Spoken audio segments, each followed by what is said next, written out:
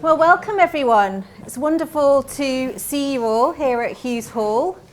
As you can see from the screen, unfortunately, we don't have John in person. Sadly, he was recovering from COVID and so thought it best to stay away this evening. So thank you for that, John, and I hope you're feeling well enough to answer all of our questions.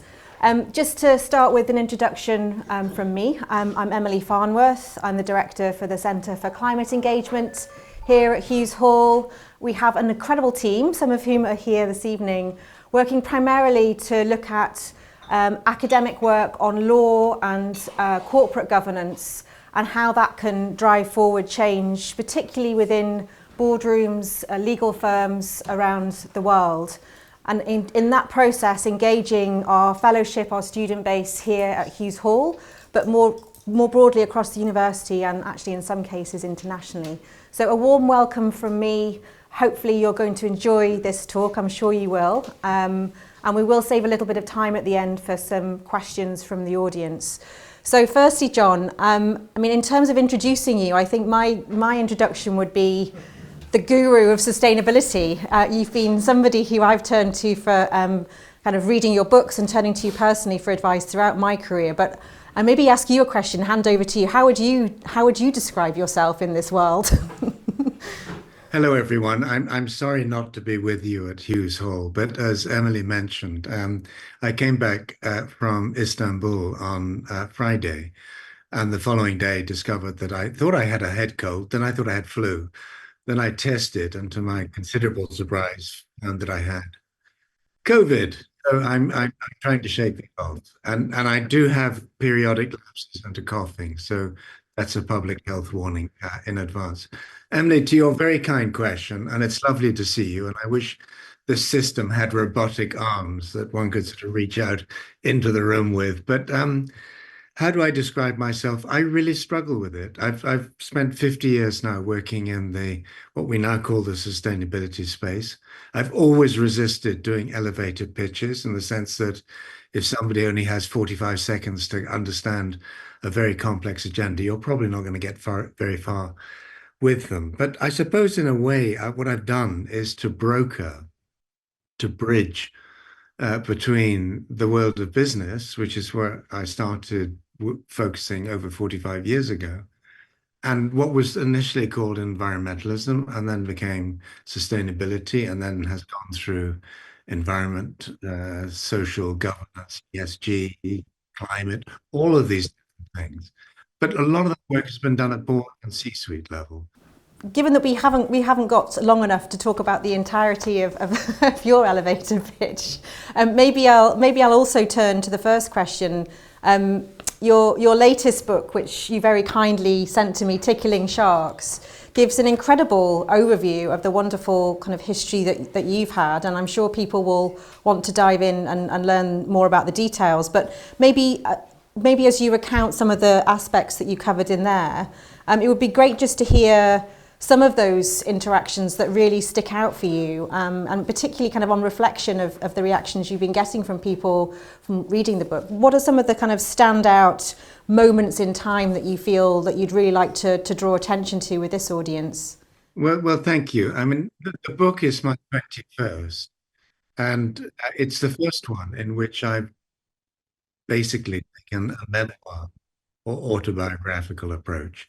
And in many ways, I've done that because as I've traveled around the world, and I've worked in over 50 countries now, that people have often asked me, to start with, if I go back 40 or 50 years, older people, particularly director level people in business, would ask, what got into you that started you on this track? And by that, they meant, you've got some sort of brain virus. Where does that come? And this was a time when if you could be characterized as environmental or green, you were seen as intrinsically communist. And then I found younger people asking the question, what got into you? Where did this start? Who else was working in the field at the time? You can't have been just on your own. And so in the book, what I've tried to do is to at least sketch over the 50 years of my working life, the sorts of people who were driving this agenda, shaping it, um, uh, trying to sort of characterize some of the politics around that because it wasn't always easy. When I started off, people like Greenpeace thought that dealing with business at all was not quite a crime, but it was deeply suspect.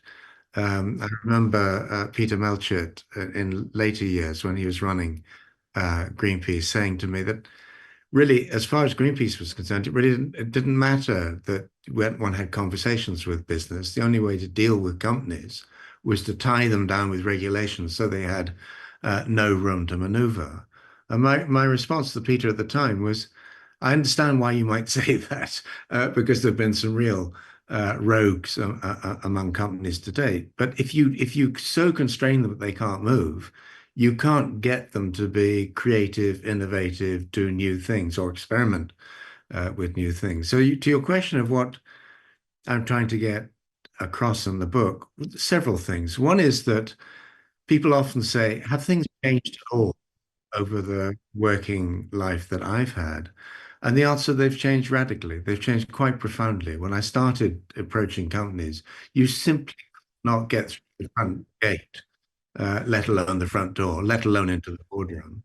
And yet, within 18 months of setting up a company in 1978 called Environmental Data Services, I found myself being asked by companies like BP and ICI, when there was an ICI, to help write their first environmental policy statement. So there was early on a certain amount of progress. But one of the things I've done, and I do in the book, is map these sort of waves, the up waves and down waves of political practices from activist groups, from the media, from government, from consumers, from financial markets, and so on. And at the moment, we see some sort of recession going on around ESG in particular, but it'll impact the sustainability field as well. And I'd love to know whether you saw any indication of that in New York with Climate Week. I mean, some people say it's just more like a plateau than a down wave. The final point is one of the things I've learned over time is that those down waves are not to be feared. They're actually really helpful because they force us to stand back a bit, take a breath, try and work out what's working and what isn't, and then come back and improve what we're doing. Well, just a quick response. There's a big event called Climate Week in New York alongside the United Nations General Assembly, where lots of sustainability folks will gather. And maybe just to stand out, we had an event where Mike Berger from the Sabin Center at Columbia University spoke. They do a lot of work on climate litigation. And we were kind of asking the question about some of the lawyers in the US have been quite are keen to sort of give companies the advice to not get involved in collaborative efforts on climate change. You know, it's anti-competitive, that there's laws against it, so to speak. And I was it was quite good to hear the comment, there's no there. This is a non-issue. This really isn't something that, you know, people should be giving that advice on in the legal context, and it might actually slowly disappear because there just aren't going to be enough solid cases against it. So I was quite encouraged by that, and you know, that sense that, to your point, there is a little bit of a kind of stepping back from this issue. But what we heard from the US companies that we engage with is that as global institutions, they can't be held ransom for one political view in one country, depending on which way the US election goes. And so it was quite interesting to hear some of those comments. But to your point, I mean, maybe just on that point, in terms of these ups and downs, I mean, where do you feel like we need to take, a sort of a deep breath, really, in terms of other political changes that you've seen come and go, and actually this trend of sustainability keeps heading in the right direction? One of the things that's very clear is that the ESG, sustainability agendas are being politicized. You know, right wing in particular politicians in the United States, increasingly in Europe, choose to disagree with climate science. I mean, they just think it's fiction. And so I think we're up for a fairly tough period where we have to redouble our efforts to introduce people to the science. I mean, it's amazing how few of these politicians who make these pronouncements have ever visited a climate science institute of any sort or talked even to one climate science. I mean, I've done that over 40 years now, and 20 years ago went to the Woods Hole Oceanographic Institution on Cape Cod, and the director took my wife Elaine, who was hoping to be with us today at Hughes Hall, and but he took us around over a full day, briefings with lots of different climate scientists, and I'd written my first report on climate back in 1978, so I thought I knew the subject. But I came out almost literally with my knees knocking in the sense that what we were being exposed to, which was genuinely shocking. And it's only now, it's in the last 6 months, that some of that material around the Atlantic currents and so on has started to come out into the mass media in the United States and in Europe. It's taking a frantically long time to get this sort of information through. So I think we've got to be more political about that. I don't say that lightly because I think one of the advantages of science is that it's apolitical, but we've got to increasingly be prepared to do the politics. And just a tiny example of what that can mean. In 2008, I set up a small change agency in London called Volants, and I'm still involved in that. And one of the projects we've recently been doing, in this case with the Unilever, is reviewing all of their trade and industry federation memberships to see to what extent the trade and industry federations of which they're a member are aligned in terms of climate policy with Unilever's declared public positions. The answer is something like a quarter. All of this is now public, but something like a quarter of those federations, associations are severely out of line. So when I talk about politics, I'm not just simply talking about chairmen and CEOs going out onto the street with protest banners. I'm talking about starting to clean up their own act. They've done it to some considerable degree around their supply chain. They've now got their interfaces with the world of government and policy and politics. And that I think is what we're beginning to see happen. Yeah, yeah, absolutely.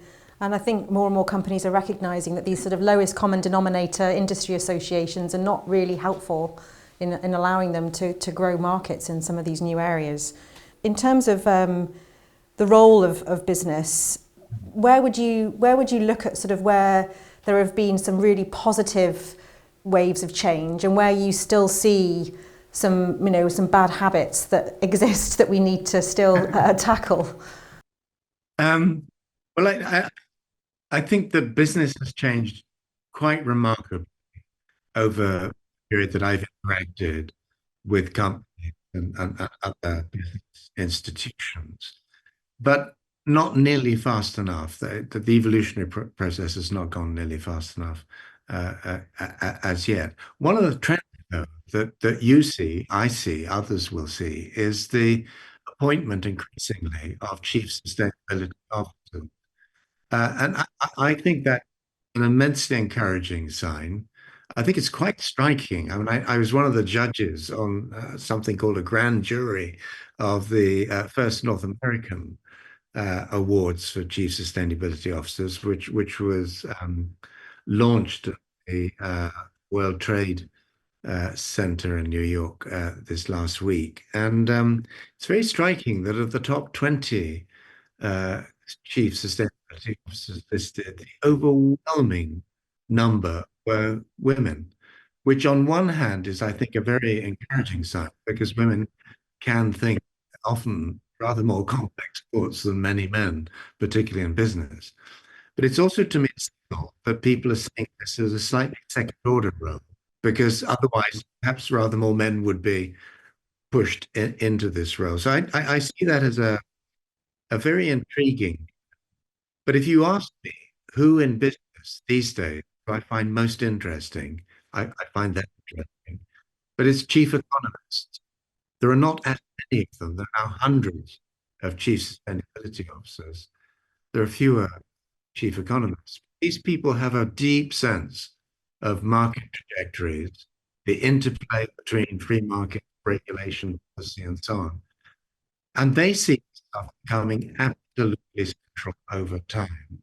So I'm positive, but I just think that we've got quite a challenge ahead of us. You mentioned lawyers. I think when lawyers get involved in lawyers, and look, I have lawyers in my family, or have had lawyers in the family. I had friends who are lawyers, but in the United States, they're an absolute curse. And I've worked with American multinational corporations where I've been given lectures on the sort of the in the room level as to why climate change, nothing to do with corporate governance, is no legal responsibility for companies. These people have been trained in a way that is pernicious. So every time we get a wave of compliance rather than innovation in this space, I start to worry. And with a lot of EU legislation now coming, like the Corporate Sustainability Reporting Directive, which is going to require thousands of years to produce annual sustainability reports. The lawyers will be crawling all over that. So if there are lawyers in the room, my apologies. Some of you will be wonderful people, and I'd love to know what you're doing. But in some ways, I see a proliferation of legal activity as a somewhat negative outcome. No, very interesting. Thank you. One of the other things that you picked up in one of your books, Green Swans, was this sort of big disruptive activity that's gone on in the corporate world, and not singularly the corporate world, but I guess that's the sort of the place where your experience lies. What are some of the examples that you would draw out that you've sort of found fascinating at the time, and maybe any reflections on hindsight? Well, it's interesting. Two of the magazines that I read for decades after they were launched, one was Wired and the other was Fast Company. And back in 2005, again, Elaine, my wife, and I went to Southern California to see Kevin Kelly, who was one of the early editors of Wired magazine. And he got me thinking about exponential technologies in a way that I hadn't previously properly thought about them. And then I went to see people like the X Prize Foundation in Los Angeles, and other sorts of groups who are playing into that space. And nowadays, that sort of stuff is less controversial than it then was. I just give you one instance. We did a project with the UN Global Compact, so a group of over 10,000 companies around the world, called Project Breakthrough. And we started to say that the sustainability agenda that you're seeing is this nice, comfortable, incremental agenda where you do this much this year and 10% more or 5% more next year. That is a mistake. If that's the way you're thinking about it, that's not the way that the challenges that you're trying to get your brains around are behaving. So climate change is actually exponential, whether it or not. And the opportunities aren't behaving that way either. So, for example, 2003, 4, I was working with the Ford Motor Company in Detroit or Dearborn, outside Detroit. I was working with Ford, and I had a group of 20 of his top engineers in their world headquarters. And I raised it's a bit suspect now, but I raised the question of whether they were watching what Elon Musk was doing with this new company called Tesla. And I remember very distinctly what one of those engineers told me, which is, nah, we tried electric vehicles 100 years ago, didn't work. It's not going to work again. And you look at what's happened since. And about 4 weeks ago, I was in Stuttgart with Mercedes-Benz. And companies like Mercedes and Volkswagen and so on are seeing a transformed landscape where electric vehicles, I mean, despite the problems with charging and installations and infrastructure and so on, the landscape is being transformed. So to the point where the European Commission is having to slap 50% tariffs on BYD and other Chinese manufactured electric vehicles to try and moderate their surge into the European market. So I was trying to get people to think a little bit more exponentially. It was a New York event that the Global Compact organized where I just happened to be standing some very senior business executive for North America, and I got somebody from Singularity University onto the stage. They were saying, why have we got exponential people here? What have they got to do with sustainability? Which is, in their mind, was about corporate citizenship and so on. For me, it's about convulsive, disruptive, transformative change of markets. And I think that's what we're seeing with solar, with wind, with batteries, with electric vehicles, now increasingly with artificial intelligence and so on. So I think people are beginning to get that now, but it's taken a little while to get them there. Yeah, yeah. And I think what's interesting about this way of looking at it is we have such a challenge with the climate science, as you said before, and the planetary boundaries that are being breached and some of the negative tipping points that are going on in the natural world. But looking at some of these tipping points from a sort of new technologies that can help solve some of these challenges is something to kind of keep in mind, I guess, when we're struggling with the science.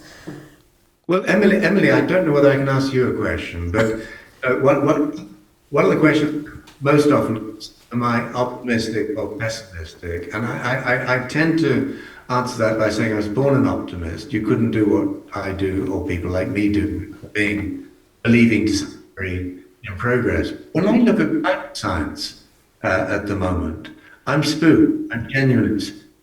Tim Lenton of Exeter University, who will know, has just produced a report on tipping. And here's a positive tipping points around technology and so on. But there are also the negative tipping points. And when I think of methane and some of these sort of things, I get really seriously alarmed. Where are you on this? Because you're, in a way, even deeper into the climate debate than I am. I think you have to have a balance of optimism, and you have to also be a realist. I mean, Christina Figueres, who led the Paris Agreement, and she has this wonderful podcast called Outrage and Optimism, and I think that's probably important to be able to hold both of those things at the same time.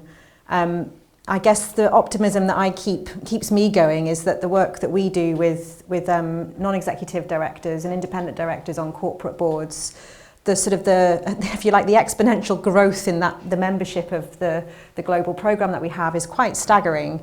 And so whilst we've got a very, very long way to go, there are signs that there are more and more people at that sort of influential level who are starting to understand the science, starting to understand this point around it's not about incremental change as much around transforming your business offering. So I think we've still got, we do have a terrifyingly long way still to go, but at the same time there are more people at every level within the organisations pushing. And again, I guess, closer to home here at Hughes Hall in Cambridge, the student community who come from every single discipline, but wanting to understand their role as doctors, as engineers, as lawyers, so hopefully that will change eventually, as teachers, they're all interested in what their role is in this agenda. So I think that kind of, it's not just about sustainability specialists any longer, it's about permeating this topic across multiple areas of life and work. So I think I'm hopeful in that way as well. Thank you. Maybe that kind of leads me on that point around sort of, there's the kind of obvious power in the context of global leaders. There's the power of the sort of entrepreneurs, as you kind of termed the phrase in the context of one of your other books, and there's also that sense of soft power and the power of the youth movement. Where do you think the real power is, and where do you think we need to make sure that we're giving more power to different constituents to drive this? It's a complicated question, and I'll try and give some sort of answer. The power often sits in money and wealth, whether we like it or not. So I've spent a lot of my time, as I explained, working with senior business leaders. I was quite shocked when about 25 years ago, I was working with the CEO of Monsanto, and he said to me, "There's a limit on what I can do because I'm only a small multinational. I'm trapped in by the legacy of the company, by government regulation. I'm trapped by competitors. I'm trapped by risk, risk multiples and return multiples on Wall Street." And he went through about 20 things that limited his capacity to do anything. But fundamentally, these people, although we may feel that they're sometimes not doing enough, in their world, they're really struggling to cope with the other wider constraints that they're having to deal with. Competitive pressures was one I didn't mention, but was top of his list in many ways. And I think over time, you see that reasserting itself. So, for example, at the moment, I mentioned Mercedes-Benz. 2 weeks before I got their CEO announced publicly that he was going back on a public commitment to have 100% of Mercedes-Benz's vehicles being electric by 2030. Now, he's pushing it back 5 years. It's not forever. But within a few weeks, Unilever going back on their commitments, you had Volvo going back on their commitment, you had Ford in a very different area going back on their commitment. And what that tells you is that there is again a limit to what individual business leaders, including CFOs and CEOs, can do when they bang up against market reality, when investors and shareholders and so on will not support what they do. And the challenge is not simply do really well on climate and people forget about your financial performance. You've got to acknowledge all of these things simultaneously. And that's one of the things that has persuaded me that what we've got to do next is expand our focus from which companies are most responsible and effective in dealing with issues like and challenges like climate to the market context within which those companies operate and consider how do we over time start to change the market dynamics. And just a couple of weeks back, I went to see Helen Clarkson, who runs, as you know, the climate group. And one of their initiatives is RE100. That's now over 400 businesses, as you will know, that are committed to 100% renewable energy. And what's remarkable is that group of businesses is now, it uses electricity equivalent to France, a country the size of France. So you're starting to see things moving beyond individual companies to aggregation businesses. And I think that's very much part of the next stage. Interesting. She actually had a gathering of a few of us who've been working on demand side sort of market mechanisms to look at kind of where those next barriers were in New York this week. And I think that one of the things that came up was the lack of focus of the Paris Agreement and the nationally determined contributions we're seeing from governments actually talking about demand side policies and the need for more focus on that. But also at the same time, the recognition that, you know, that collective action is so critical. We had someone there from the Mission Possible platform talking about green steel, for example, and so kind of getting those material demand side signals as well for green steel, cement, etc., and the role that actually governments can play in pushing their own procurement in that area. So it was an interesting topic, and I think that sort of certainly resonates for the work that we're doing. Maybe in terms of just maybe building on that sort of collective action. Are there whether it's continuing the sort of creating that demand signal or whether it's other ways, what sort of collections of people or organizations or groups have you seen sort of successful, or what would be your kind of, you know, what would you like to see, a gathering of, you know, different folks to be pushing something forward? Well, you know, people in the room may not like this, but certainly a lot of people in business do not like it. One of the most effective, successful approaches in this entire space and that of China. And I've worked in China. Some people will know China extremely well. But if you look at areas like rare earth minerals and metals, you look at solar, you look at wind, you look at batteries, you look at electric vehicles, you look at AI, they are increasingly at the 70 to 80% and sometimes more level, controlling the commanding heights of tomorrow's economy.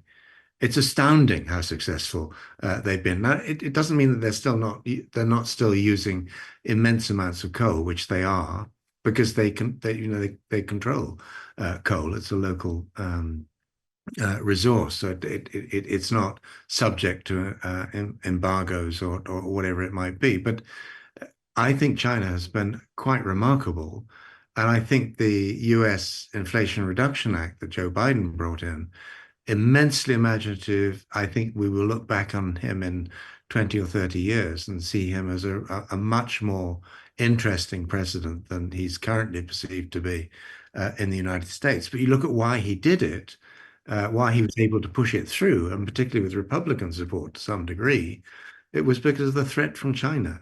And so that's one area that I think we do see a form of success, but it's one that I think should concern us at times.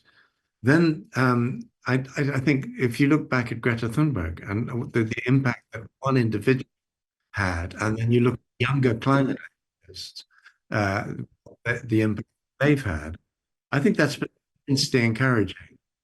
But one of the things I detect, I've gone on some of the climate marches with younger people and talked to them along the way. I get the sense that younger people are not exactly losing hope, but becoming increasingly concerned about the sheer scale of what we now face, complexity, all the rest of it.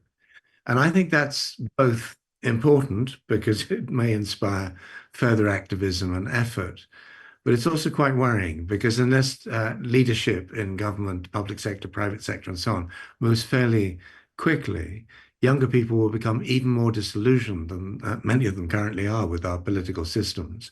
And I think that's deadly dangerous. It's corrosive for democracy. So I think that we see these successes. Greta, I think, was an absolute a marvel. Um, but that builds an appetite for change which, when it's not delivered, then fuels concern and disillusion and so on. So each of the examples of success I'm giving, I'm recognizing are slightly by the fact they've been second and third order challenges. Well, I think it's the pace of change that's difficult when it takes such a long time to change. We need immediate wins these days, and it is difficult when you're trying to sort of, you know, When you do, and in a way, you need governments that are willing and able to communicate with all people, not just voters, to explain some of those early wins. And governments aren't very good at that at the moment. So true. In terms of, you're such a good futurist. You're so good at being able to you know, to sort of to read trends and to make predictions into the future. I don't know if you're still in the business of being able to feel confident about that. But just while we have you in this talk, it would be wonderful to hear some of your views on sort of, you know, what you're seeing or sort of indicators of where you think things might go next in this space. Well, it's funny, but I've always been fascinated by history, but I've been fascinated by the future at the same time. And the two are, some of you will know, quite tightly interlinked. In terms of where we're going now, in the short term, it's very difficult to say exactly, except that I think we will see, unfortunately, right-wing populism, some of it increasingly effective. I think we more conflict. So, for example, I've been saying for about 7, 8 years that I think we're moving into a period of intensifying conflict. And so when the second round of the Ukraine war, some younger colleagues started to say, there's your next big conflict. I said, no, that's like the Spanish Civil War. That's where people test out their weaponry ahead of something much bigger. And as I said, I've worked in China. I've found more nationalism in the country, in Japan, where I've also worked. I don't believe China wants to go to war, but I think much of what it's doing is making a major regional conflict there really quite likely. You then look at the Middle East. I was in Jordan in October. I worked like Israel. You look at Gaza, Lebanon. It's a nightmare. So I think whether we like it or not, and I'm not mentioning Sudan, conflict is going to intensify, and that's going to push people down on traditional definitions of security. Actually, weirdly, Emily, one of the parts of society that I work with, particularly during lockdown, the success were the armed forces in the United Kingdom. So the Army, the Navy, and the Air Force. And what I found there, I was at one virtual event where I was speaking and surrounded by literally generals, admirals, air marshals, and so on. And they were much more thoughtful than most of the CEOs that I come across about the longer term, um, really significant security risks to, in this case, Europe, where as climate change really gets its claws into the African continent, it's not just Sudan, but you're going to get immense numbers of people being driven north. And they're thinking about that, and they're thinking about how do we deal with that, and how do we deal with that in a way that does not completely undermine current concepts of human freedom and human rights and security and the rest of it. I think we should be engaging some of these perhaps slightly less obvious communities. I'm not saying that haven't other people haven't done elements of that already, but uh, I do think, firstly, conflict. Secondly, I don't think we're done with pandemics, and I'm not saying that simply because I've had COVID for a second time. I just think the sheer number of human beings now, the frequency with which we travel across the globe, and the way in which governments, once a pandemic has started to burn out, just drop all of the preparations that they've been doing, developing during the sort of the high moments of disease is really, really worrying. So I think we're going to have to learn from some further painful shocks. Final point, and I think this is much more fundamental than anything I've said to date. In the book Tickling Sharks, what I'm basically concluding by the end of the book is that having spent 75 years on this planet alive, 50 years working professionally in the space we're talking about today, I think we're going to see more change for good and ill in the next 15 years than in the last 50. So again, I think we're at an inflection point where things are going to have to, and therefore will, change at an extraordinary pace. The question is, with the current political classes up to dealing with that in an appropriate way. My judgment is that they're not.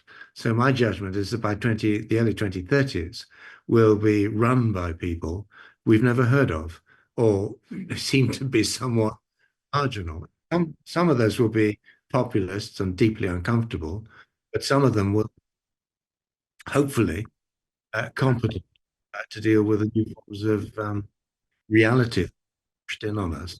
So that's in a way, I think I'm actually more optimistic now than I've been at any time over 20 years. Because when people suddenly feel that the old order is coming apart in their ears, for 2, 3 years, they try to cling on to what was, and then they start to come out of that. Back to your point about entrepreneurial activity, and you start to see entrepreneurs not just developing individual products or services or companies, starting to think, how do you reconfigure supply chains? How do you reconfigure economies? And I think that's going to be profoundly interesting. No, that's really, really interesting. I mean, and I think I can understand those observations for sure. I think that speed of change, and that's going to force change whether we like it or not. And I guess if we've got the tools for good, then hopefully we can win over on some of these environmental issues. At this point in time, I'm going to open up to the audience so that we can take some questions. Thank you, John, for your comments. Just a quick question. Can you comment on the American election upcoming? Your views and takes and whatever you want to say. And by the way, I'm voting for Kamala. Kamala Harris, I don't really know her in any great depth, but what I've seen, the new version, particularly Trump, has been quite inspiring. I think this is one of the most consequential elections in my lifetime, because it's not simply what it means for the United States. It's what it means for the post-Second World War order. And if Trump were to decide he didn't like NATO and the rest of it, I think the consequences would be profound in terms of that form of security. If he also decided that he didn't like what climate scientists were saying to him, I think that's deadly. I think we've got such a narrow which to act now. I just we all had a vote in the forthcoming elections, but I wish that well it will be clear, but the Democrats I wish incredibly well. I just think it's extraordinary how in the same way as the Conservative Party in our own country, the United Kingdom, has sort of gone wrong ahead. The Republican has done the same. Again, I had family members, great friends who were Republicans. They were well traveled, they were thoughtful, they could think about bigger issues. It's not be quite the case these days. So again, I wish I were in the room discussion. Until recently, we had a very nice young MP in our constituency, who was a superb constituency MP, very young, very educated, intelligent guy, and I liked him very much. Unfortunately, he's a climate change denier, which I cannot believe. He does not see that the climate has changed, that the weather has changed at all in the UK. He does not see that it's a problem that there's going to be more and more people wanting to migrate to this country. He thinks it's just a problem that we just need a policy on small boats. He has more time available to him now because because he lost his seat in the election. I like him. I think maybe he will be a force in the future, but I would like to convert him to being on our side. What would you suggest that I send him to read? It's very difficult because if you go head on with these people, you confirm them in their views very often. So, for example, if the Jehovah's Witnesses come to your front door and you push back, you're simply confirming them in what they already believe. So, in tickling sharks, one of the things I'm talking about is how I've learned over a very long time to deal with, in this case, extremely powerful people who have every reason not to hear what you're saying, let alone understand for their businesses. And, it's not that they're all sharks or shark-like human beings. Very often, they're turned into that sort of creature. The very fact that they're operating within job description, incentive structures that almost give them no choice that way. So if you've got somebody who is a climate skeptic or a climate denier, it very much depends on why they are a denier. Some people are religious and they think that it doesn't really matter what we do down here on Earth. God will sort it out. It's God's will and all the rest of it. I don't see much chance of converting people like that. Others they didn't do science. They don't understand science. They feel worried about that, so they just default to saying, it's all rubbish. There's not much you can do with those people either, except over time, help them understand that there is a wider world, see if they mightn't be interested in going to see, as I said earlier on, people doing interesting work in this sort of space. But that takes time. And with an elected local official, you've not got that much time to get them sorted. So the way that we've dealt with business leaders is to try and get some of the people who are most actively involved in the change agenda to come into the particular organization. And so they actually meet these people face to face. And if they meet them face to face, it's a very much more human reaction than it was when you just point to the mutants there on the street. I remember in 1999 being in Washington, D.C., in the World Bank, on the top floor, in the boardroom, looking down at protesters, the Battle of timescale. And people were looking down at the protesters and saying, what's got into these people? They dehumanized. What they didn't realize is some of those people might be cousins or grandchildren or whatever. So you've got to break that down, bring people together. I wish there was a simple answer to your question, but I think treating them as human beings, not seeing them as completely demented, and then trying to understand where, as we say, where they're coming from, and then beginning to feel some of the countervailing information is the only way I can think about it. But some of these people get it wrong, for as long as they're in the role. They'll screw up on all of our behalves. And so the best you can do there is to call out their painful failure. Thank you, John. Hi there. This is a sort of related question for you, John, which is, what do you think is the best way to deal with the climate denial industry? So not the individuals you were talking about, but the massive, you referred to some of it, the sort of multi-billion-dollar industry, and some of it is transparent and it's fine and it's lobbying and we know who does it. A lot of it actually isn't, and it's really dodgy, and it gets into disinformation and manipulation on social media. And I think it's just a real challenge, because you could spend billions of pounds or dollars and hundreds of hours trying to confront it straight on, which may be a waste of our time and money. But if we don't do it, you're laying the field open to influence, to the kind of politicization of this area, which you talked about. So I'm interested to hear what you think is the best way to challenge that corporate denial industry. Thank you. It's genuinely a great question. And for those people in the room who haven't come across personally some of this, I'll give you one example just to illustrate how it works. In the book, I talk about Stavanger, Norway, center of the fossil fuel industry in that country. I was speaking to a group, about 300 people from oil and gas companies. And I was talking about how Exxon, as part of the ExxonMobil group, had corrupted the scientific process over something like 40 years. When who should walk into the back of the room with his entourage but Rex Tillerson, who was then chairman and chief executive of ExxonMobil. And he roared from the back of the room, "That is a goddamn lie." And anyone who's come across him, he's an incredibly powerful bull-like man. And anyway, we then had this debate over 300 rather confused fossil fuel heads. And at the end, we were on a panel together and got moderately well.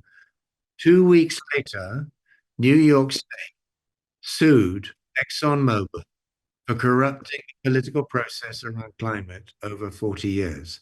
So, when the closer you get to the change, the louder people shout back at you, push back at you. So I think the pushback against change is going to intensify, which is one of the reasons why I think the pushback ESG is actually quite encouraging, although I feel ESG is flawed and redesign. So that's the first point. When it happens, and it happens, it can be quite not shocking, but it can be quite. To your question, what can we do about it?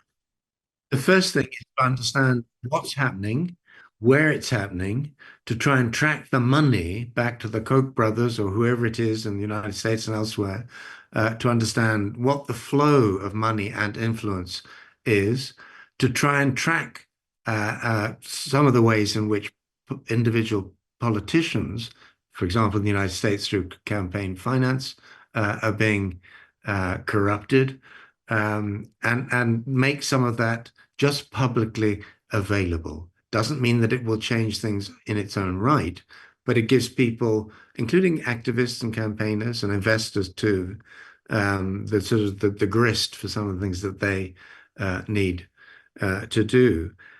I also think at some stage we're going to have to try and make this personal. So whether we're talking about the CEO of a major company like Exxon, or we're talking about somebody who has very actively tried to uh, throw dust in the air around the climate science.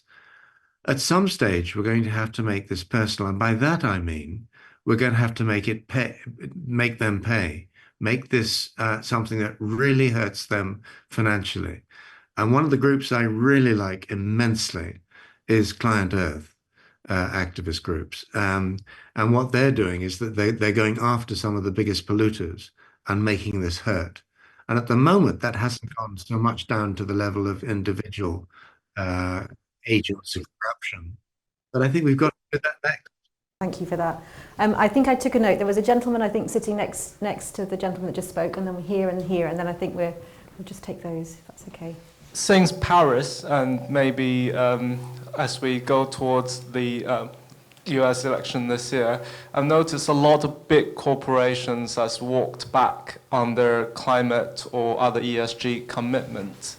But on the other hand, we also have very successful things like the Inflation Reduction Act and the upcoming, hopefully, EU carbon border adjustments, which I think are quite positive, which makes me feel like only government action to some extent and even maybe trade barriers are actually positive for climate protection or at least some kind of climate action. So do you think then like international trade or free trade is actually fundamentally incompatible then with sustained climate action? Because if you think about it, laws, politicians, political wind, whatever, will always change from country to country. So a big international corporation can't possibly comply in every single country all the time. I think that increasingly what needs to be done will be experienced by some exporting companies as trade barriers. I mentioned the EU tariffs on electric vehicles.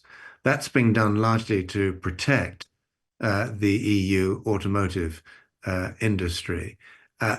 In different circumstances where free trade was the overriding value, we should have, of course, accept cheaper Chinese renewable energy technology, electric vehicle products or whatever, as sort of competitive advantage. And if they want to sink a huge amount of state funding into it, well, we should just scamper away with those sorts of things. But that's not the way we're going to go. That's not because the political consequences are too severe. Loss of jobs. So I don't think free trade is free for a very, very long time. I think it's in some ways changing now because the period of intense globalization is going very strongly in reverse. Well, that will mean all sorts of things, but among them, we'll see a growing trade barriers. Some of those will be implicit and deliberate. Some of them will be almost accidental. People are not thinking about the consequences perhaps as much as they should. But I think that this is the geopolitics of our era are now feeding into the macroeconomics of our. And one of the things that I find fascinating is a country like China trying to play both sides of the World Trade Organization. When it suits it going one way and vice versa. It's not that we don't all know the same we do, but we're at a very critical stage in the development of the next round of market economies, the next round of capitalism, and so on. Just to conclude, I don't think that if we simply lift climate change, climate solutions, all the rest of it to properly free market, we would get even within spitting distance where we need to be. I think we need very sophisticated incentive systems. That's partly political, that's partly financial. There'll be other parts of it as well that drive industries, that drive companies, that drive management teams in the right direction. And that takes you, I'm afraid, away from the totally liberal or the totally free market version of what should be. if you disagree or have other views, I'm always prepared to be convinced or seduced. Thanks, John. I'm going to take the last two questions back to back, just to respect John's time, so he can answer them together. So there's a gentleman there, and then across here. Do you regard the, shall we say, more populist approaches to climate change resistance, like Just Stop Oil, as helpful or a hindrance to your overall cause? Are they part of the same battle, or do you actually would you actually see them as counterproductive to persuading the wider public? Yeah, my name is Chris Williams. Just a couple of suggestions. Number one, I think from a scientific point of view, it is very helpful to differentiate between anthropogenic climate change and natural climate change. And all too often we just hear talk of climate change, and as we know, climate has changed throughout the millennia. Second point, again, as a scientist, it worries me when any institution, particularly an international bureaucratic institution like the United Nations, claims to own the science. The last time this happened in anything like a worldly way was, I think, in the 16th century, when that well-known international institution, the Catholic Church, decided it owned the science and caused a lot of problems and delays to scientific progress. I think a bit more debate, genuine debate, would help the whole process to move along more rapidly, rather than we own the science, we don't want to hear what you've got to say. Thank you for both questions. Let me just start by saying to the first one, I think activist groups are fundamentally important. And I've worked alongside activist groups, but I've never properly been part of them. And I think groups like Just Stop Oil could be incredibly important, as long as they don't incense ordinary people. Because once you start doing that, you start to lose your political legitimacy. And I remember there's one incident where people were clambering over a subway train and stopping people to work. It makes logical sense if you're trying to wake people up. But since people have only just woken up and wanted to go to work, it winds them up no end. And that cascades. So, and if you shut down motorways, it's very brave. But at times, I think it's very foolhardy to try some of these tactics.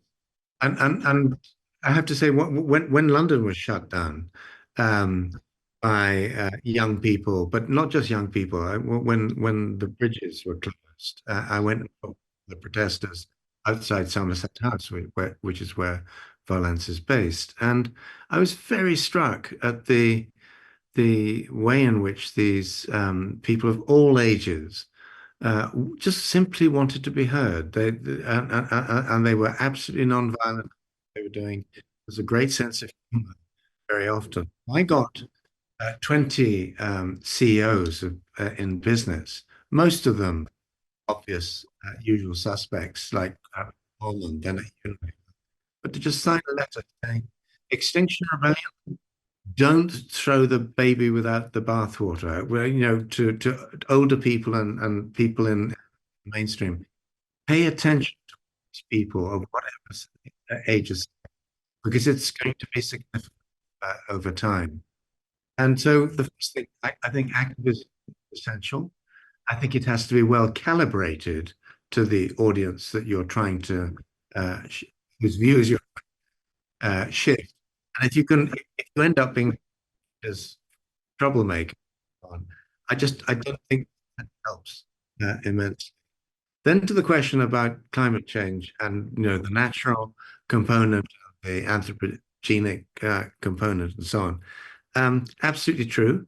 And if you go back to the Little Ice Age and previous period, humanity has grown.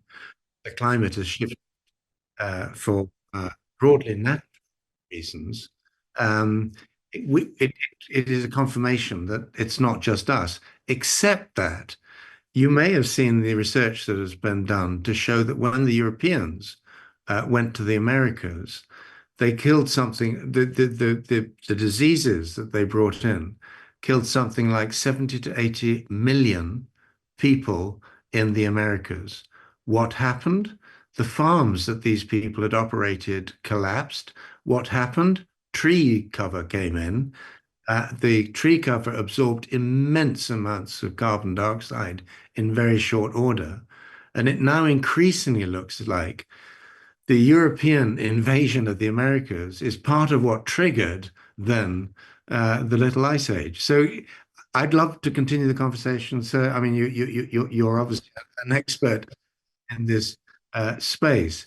You mentioned the Catholic Church. I mean, one of the things I think we are blind to is how our institutions themselves, including the Catholic Church, have been very resistant to the idea that nature had an equivalent role to humanity in all of this. We were given dominion over it and so on. What the recent popes have been doing, Laudato Si and so on, it's very encouraging. But it's against a long history of opposition, some of it quiet and quite effective, some of it noisy and not so effective. Your final point around gentlemanly debate, I totally agree. Gentle women and all the rest of it being wrapped into the equation as well. But I think very often debate and discussion is used as a stalling device. I think we've got to get moving, we've got to discuss as we go, not deciding when we might start to move, because this is such an urgent set of priorities. And even if part of the challenge that we face is natural, I live in London. I'm talking from a house built in 1865, where the Thames came to our front door 20 years ago, a river wall. But this house is technically underwater in about 30 years, 30, 40 years. The insurers will increasingly not touch it. I mean, they're choosing insurers. So I think this challenge is all around us. We've got to wake up, start to act. And I think that's the message you've given me for reporting back on from New York. Yeah, wake up and start to act feels like a perfect end to this wonderful, wonderful talk. So we just thank you so much. Thanks so much.